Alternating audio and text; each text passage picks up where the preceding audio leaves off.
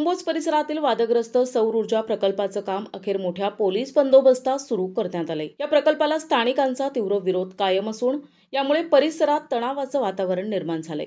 यापूर्वी नागरिकांनी हा प्रकल्प सुरू होऊ नये यासाठी जोरदार आंदोलनं केली होती। तसेच काही लोकप्रतिनिधींनीही या ठिकाणी प्रकल्प होणार नाही असे आश्वासन दिले होते।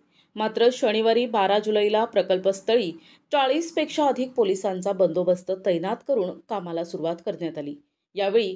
यामुळे संपूर्ण परिसराला पोलीस छावणीचं स्वरूप आलं होतं।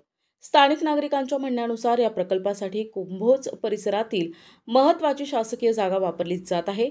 जर या ठिकाणी दुसरा सौर प्रकल्प उभारला गेला तर भविष्यात शासकीय इमारतींसाठी जागा उपलब्ध राहणार नाही। त्यामुळे ग्रामस्थांना अनेक अडचणींना सामोरं जावं लागेल अशी भीती व्यक्त केली जात आहे। या पार्श्वभूमीवर स्थानिक नागरिकांनी प्रशासनाकडे तात्काळ प्रकल्प थांबविण्याची मागणी केली आहे।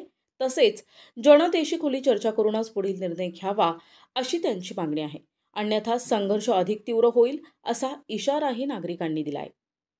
प्रतिनिधी किशोर जासूद, NTV न्यूज मराठी, कोल्हापूर।